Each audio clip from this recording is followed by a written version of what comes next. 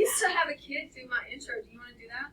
What's up, YouTube? This is section 1-1, introduction to graphing. Day 2. Ms. Holcombe has no voice, so she can't do her introduction today. Be prepared to have to listen and turn your volume up. Thank you. Turn closed caption on. I have to do that anyway.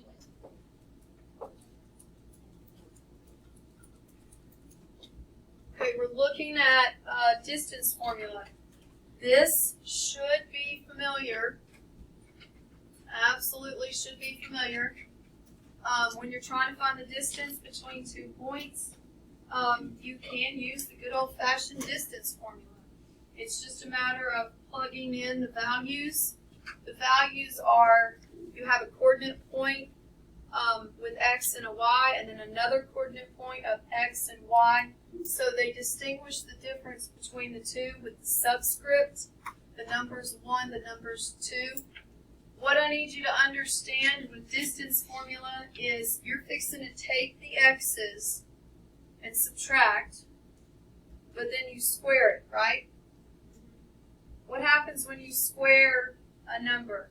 It always comes out as positive. So when you plug these in, while you may be like, ooh, x sub 1, x sub 2 has to go here, those could be interchangeable because they're going to subtract, then they're going to square and become positive. So I'm saying this because some people will notice, like I tend to just subtract in the order that the numbers appear. I don't necessarily do x sub 2 minus x sub 1, but that's because I know that the order does not matter because it's getting squared. Does that make sense? When you subtract, order matters, but if you're squaring it regardless, then it's going to be positive. That's my point. And it would be the same. It's the exact same, as long as you subtract it correctly. Yes. And I'll even show you. Y'all do on your paper x, let's see, this would be 1. I want you on your paper to go by the formula. Do the x sub 2 minus x sub 1, y sub 2 minus y sub 1.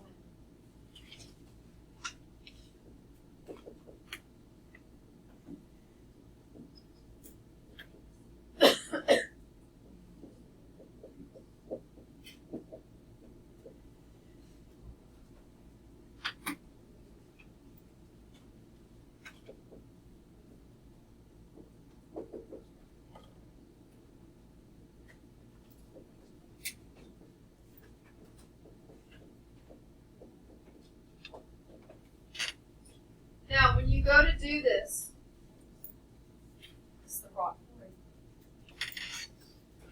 When you go to do this, I have a tip to make your life easier. Don't type the whole thing in your calculator. Here's why. We can only square root pretty numbers, right? We can only take the square root of perfect squares, yes? Okay, the majority of these problems are not perfect. So if you type the entire thing in, it's going to generate a decimal. And we are at the level where they want the reduced radical, not the decimal. So I would write on your paper, and now this you may want to highlight, I don't know, it's up to you. I would write, here's a calculator tip, type the radicand without, and I'm drawing the square root symbol. You're only going to enter the radicand in your calculator, no square root symbol. If you do that every time, no matter the problem, it's going to be a nice, pretty number. Because you're not telling the calculator to square root it. You're just telling the calculator, subtract some crap, square it, then add it together. Well, in that case, you should never have a decimal when it's all integers, right? So let me show you what it would look like. When I say radicand, I'm talking about the stuff under the radical. So, for parentheses. I wish there's no way to make the calculator smaller. So we got parentheses. 3 minus, this button is negative right here. By the what's that called? Decimal. That button means negative. 2, close parentheses, squared, plus, parentheses, negative 6 minus 2, close parentheses, squared. And you get 89. And so now you would say the answer to the problem is the square root of 89. 89 does not break down. You would need to break it down if it would, but it won't. Now, if you were to type what I wrote right here in, you're still going to get 89, which was my point to you that in the distance formula, it does not matter what you call x1 or x2 or y1 or y2. Now, don't mix the x and y's, right? That does matter. But in terms of the 2 x's, the 2 y's, the order does not matter because they're going to get squared every time. Y'all do this one right here.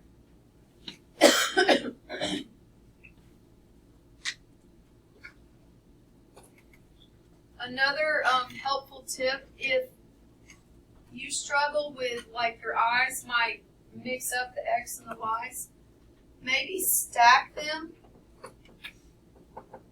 Stack it vertically before you go to plug it in, because then you can actually see your x's closer together and your y's closer together, and that might help.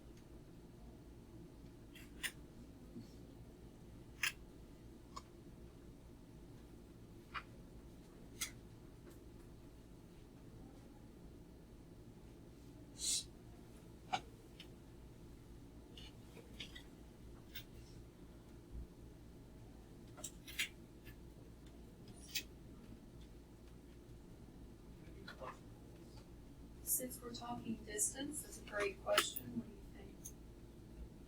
What do you think? Correct. It does. If we're talking distance, only one answer is reasonable, and that would be positive. Did you come to square root of 49? Yes. Or 7? Did you get it? Piercing. Don't erase. If you didn't get it, don't erase.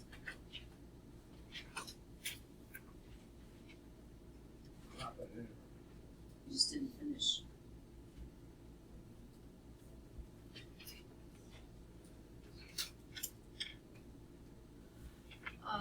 To minus negative 5. That's going to end up being 7. That's the difference. So be careful if the number is a negative. It follows a minus sign. That's important. If you come back over here to the first example, it happens right here. When a number is negative after a minus sign, it does change to positive. So make sure to watch that, okay? All right, go to the next slide. Slide. The point negative 2, 5 is on a circle, and that has, on a circle, that has 3, negative 1 at its center. Find the length of the radius of the circle. Okay, so that's like a lot of extra words. This is telling us to find the length, right? Yes. Okay, perfect. So this is one of those problems that is throwing at you an application of distance without using the word distance. So you cannot rely, college level, right? Level up. You can't rely on them to say find the distance. It could be a problem where they're actually saying the point blah is on a circle that has blah, and as its center, find the length of the radius. That's a distance problem. Okay? So make a note. Find the length is another way of saying find the distance without saying it. So what are our 2 points? 2, 5, We got -2, 5, and 3, -1.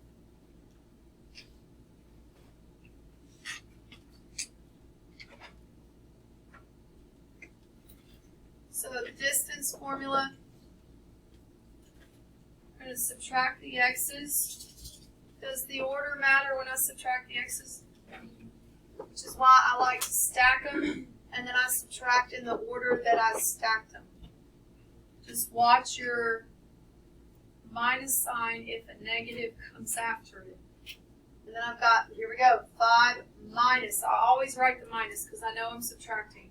And then if the next one's negative, I tend to stagger it so that I'll know, okay, that actually is going to get added. And then once again, type just the radicand in.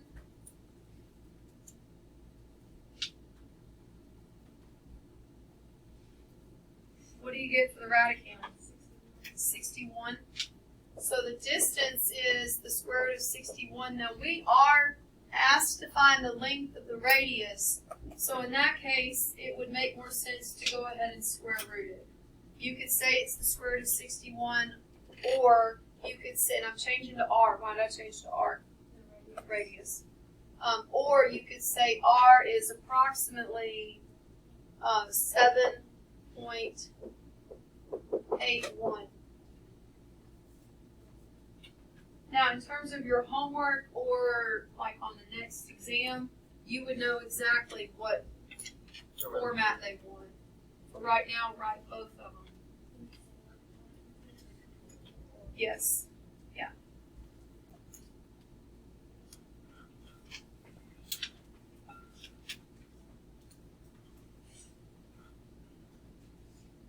So, really complicated circle question that only meant find the distance.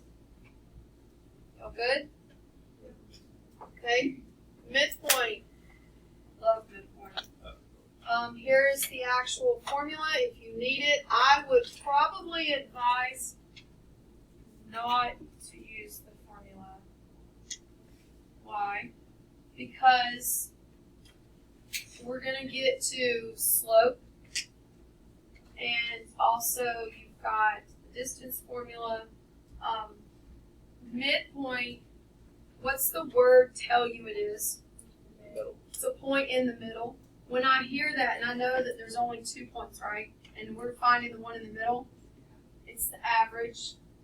It's the average. It's just add them up, divide by 2. Add them up, divide by 2. So I have never actually used the midpoint formula. I've always just said to myself, okay, I'm finding the average of the x's, the average of the y's, and then I'm not caught up in this overcomplicated formula. If you like the formula, use it. If it bothers you to stack another formula in your head, then think of it as the average, and you may find it easier. So let's make a note. Think the average, let's say between the x's and y's.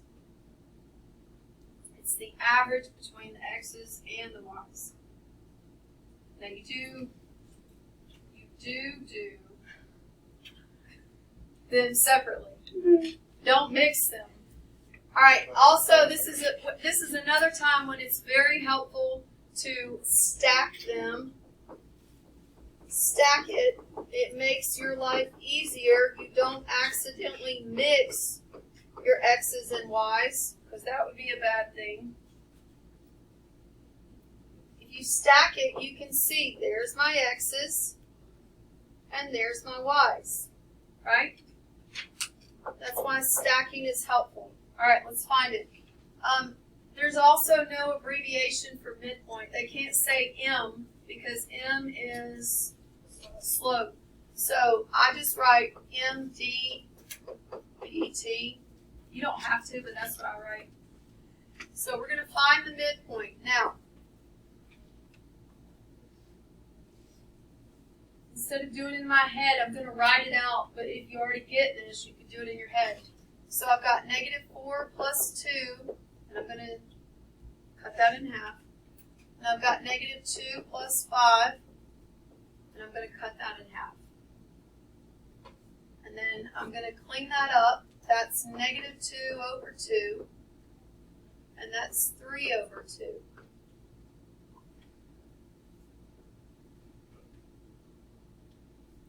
So, negative 1, and if we went decimal, 1.5. Now, when you do your My Math Lab, you need to watch your decimals or your fractions. The little blue directions next to the answer box is always telling you what format they want your answer in. So watch that. So in terms of a visual, you just had the 2 endpoints and you found the midpoint. Slide to the next example.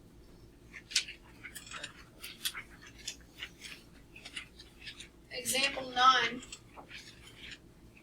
The diameter of a circle connects the points blank and blank on the circle. Find the coordinates of the center of the circle. That's just a midpoint question. This is a basic midpoint question. My picture just disappeared. So if you would please answer it. I don't know where my picture went. There we go. Might help to stack them.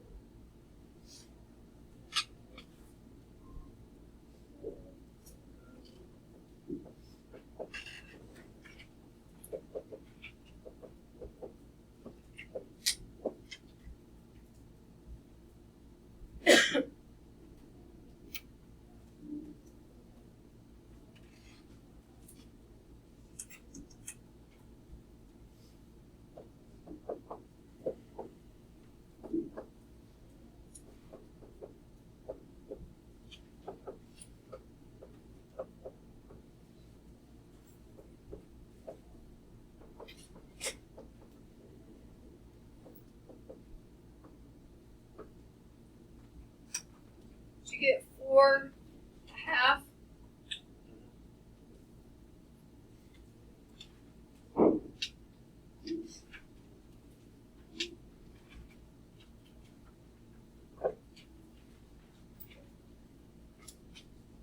Any questions?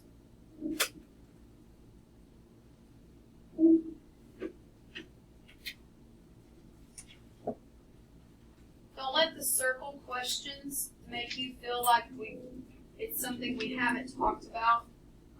They're just disguising distance and midpoint in a circle problem because that's where it can be applied. Okay, which brings us to circles. You should have studied circles before. At one point, they are taught in geometry. It's very short and sweet, so you may not remember it from geometry, but then it does come up again. I think in algebra 2, maybe. No? Okay, so we're relying then on geometry, but it's okay, we'll show it to you right now. So, does this look familiar? Right here? Not really. No? You don't think? Look at that. You see it? It looks the same. It's the same. It changed the letters Y. Y1 and X1 to H and K. They changed distance to radius. Look right here. If a point XY is to be R units from the center, then that gives us this equation. They're saying that if a point XY is on the circle, on the circle. So XY is on the circle. From the center, what's the center? HK. I can always give y'all a ladder tomorrow if you want for that. But HK. So if you look at this picture, any generic circle has center HK, radius R, point XY. You can use the distance formula to derive the equation of a circle. So let's look at it. I'm going to copy that right here.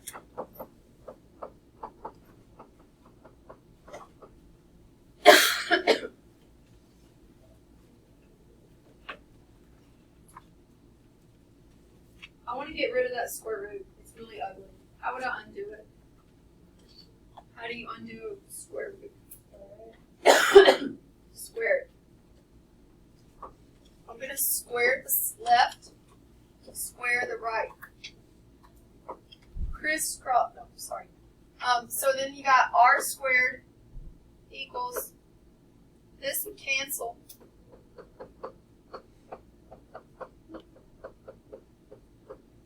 I'm about to have a full-on coffee spell.